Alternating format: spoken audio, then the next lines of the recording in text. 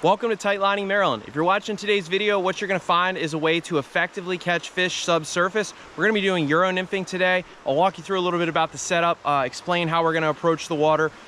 Fishing is great. I'll let you see the water real quick.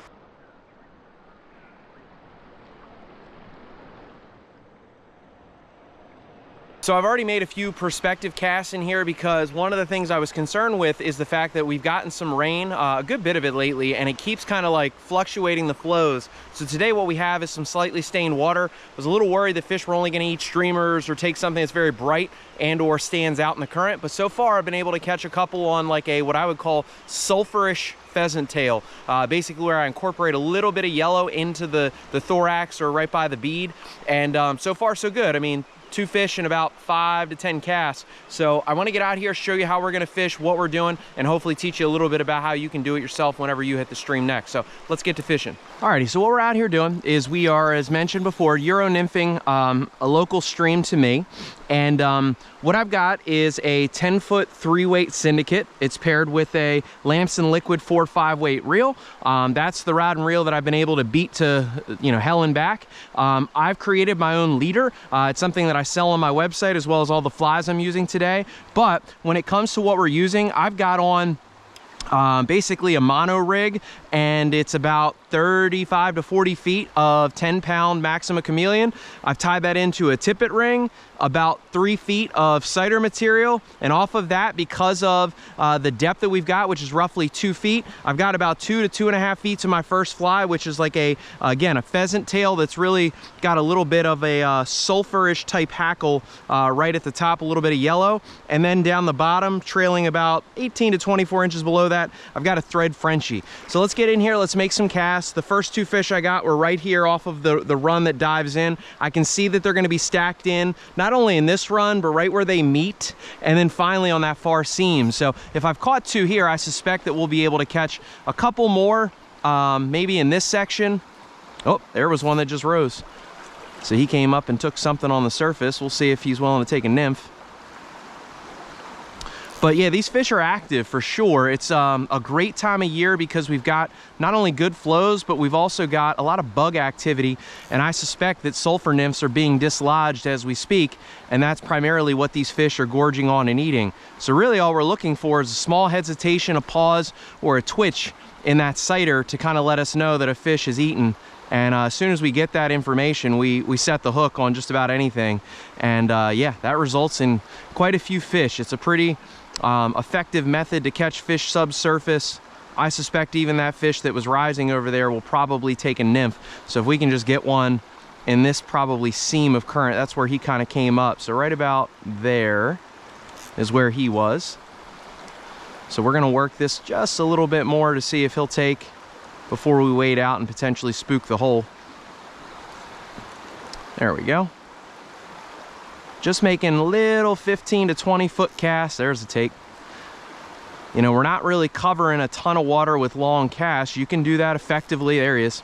You can do that effectively without really moving your feet. And once you hook into those fish, as always, just keep their head down as much as you can with barbless hooks. Fight them upstream. Use the current to bring them back to you and net yourself a wild brown. That's really all you got to do. It's a fun way to fish. It's a very effective way to fish. This one took a Thread Frenchie, so I've now got 3 fish, even though only one of which is on camera. But I just wanted to prospect a little bit before we turn things on. But that's 3 fish in this run, believe it or not. These fish are fat, fired up, and ready to eat. And I still think, again, I think he's got friends in there. So we're going to keep working this, and if we're lucky, we'll pick off maybe, I don't know, 3 to 5 fish in this particular stretch without really moving far at all. And that just speaks to, again, the effectiveness of if you know your system and you know your technique, you can catch a good number of fish. So today what I opted to put on was 2 flies, a Thread Frenchie, something with a little bit of flash and pop. And then I put on a pheasant tail. These are both size 14s. They have a 3.2 millimeter bead. As mentioned, I do sell them on the website. So if you think that, these flies would work in your water system, by all means, grab a couple, try them out, see what you think.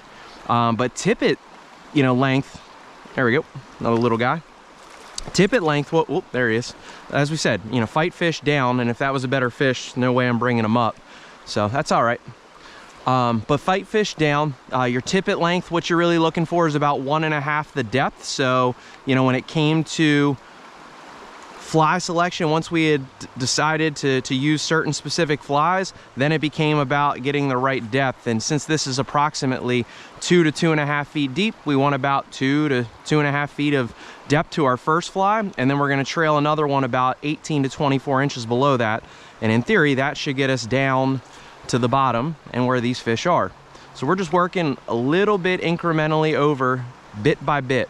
You know, the suspicion is that the fish are stacked up, so we can be able to cast a little further up after we've worked a part of a stretch or a run, and then we can work a little bit further across after we've you know, fished directly upstream of us.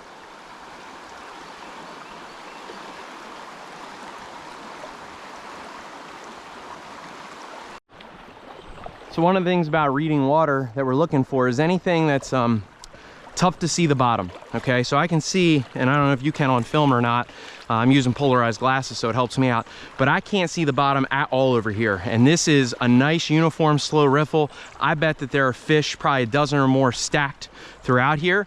You know, this presents a great opportunity to be able to nymph, because you have a uniform current, a buffet line, if you will, bringing them food. And they can comfortably sit without expending much energy, and really it's hard for predators to see them. So more often than not, you're gonna find that you can catch some fish in water where you can't really see what's going on subsurface, but as a result, nor can the predators that are trying to take some of these wary brownies right out from under their hiding spots. So this should yield a fish or two if we have our depths and weight right, but I'm having to sink the sighter just a little bit to get it down. I don't think it's a weight issue, but I definitely think that right now we're having difficulty getting to the bottom because we don't quite have enough tippet.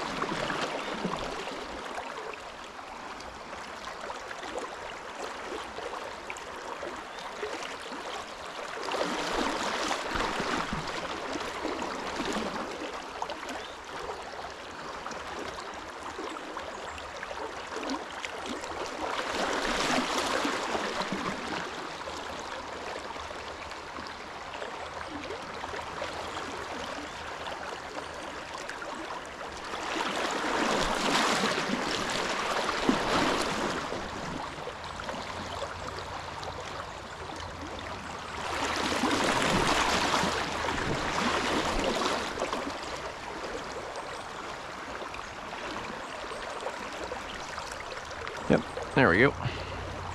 That hesitated just a little bit. Feels like a marginally better fish than what we've caught so far. Doesn't feel like a great fish, but it's giving me a couple head shakes and he stayed down. He's probably around 10 or 12 inches, I bet. Find out in a sec. On that 6X, you're able to put a bend in it. There we go. There he is. Yep, right around that 10-inch mark. That's a good fish. Nice wild brownie. Nah, he's actually bigger than that. He's probably closer to a foot. 10, 11. I don't know. Yeah, we'll call it 11. So I think he's slightly bigger than 10, but he's not 12. Alrighty, let's get you back, bud. I know you're fired up. See you, Mr. Brown.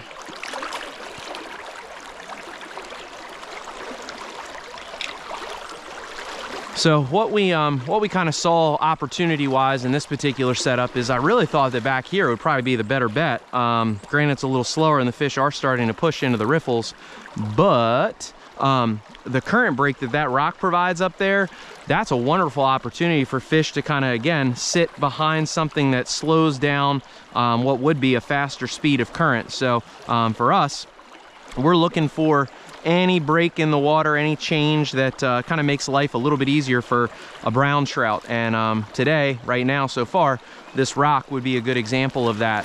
Sometimes you don't always have those, you know, breaks on the surface, and it's hard to see, but if you can find one, they can be lucrative to finding fish. So we'll see if there's any others that are sitting in that lane with that guy.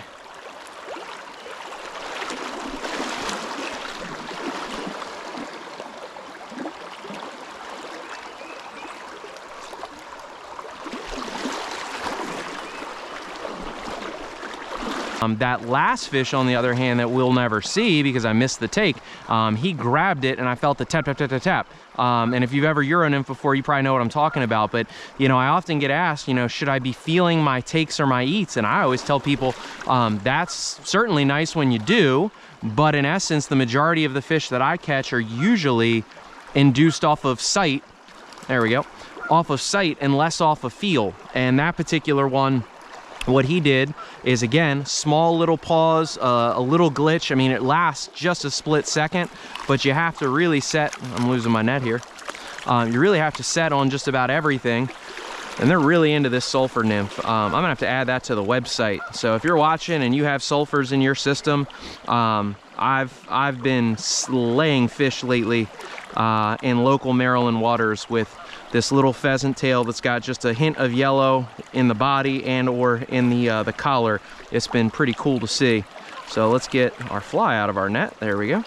And let's get this little brown with the sighter hesitation back in the water. So back to what we were talking about before we were so rudely interrupted by that fish, taken away from an educational moment or a teaching point, is, you know, your sighter is called that for a reason. It is there as a visual cue. It is there to let you know what's going on subsurface, and it's there to kind of indicate to you, without giving you an indicator, that a fish has eaten your fly and that you should set the hook. And it does not take much for that to occur. So I feel like we've worked that water pretty effectively. I'm running out of real estate.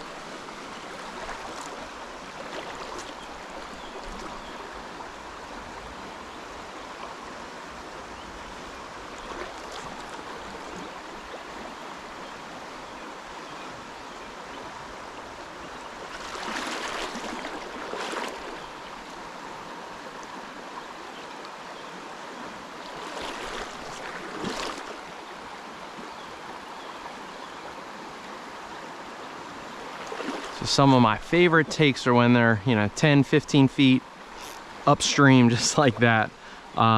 Those are my favorite, and I lost them because, again, we talked about what to do with fish, but smaller ones I usually let jump around. But I love those thin water eats. So thank you for watching this video from Tightlining Maryland. I hope as you viewed the film, what you saw is how we approach the water, what goes into the selection of the water we fish. Ultimately, I think the big takeaway was our sighter and how we vary that angle. And once you figure that out, I think that can kind of take you to the next level, changing it from place to place and not just always fishing it on such a static or you know, exact or precise way every single time you fish. So if nothing else, I hope you enjoyed the film, you pick something up for the next time you go out and fish, and thank you as always for tuning back in. Tight lines, and I'll see you in the next video.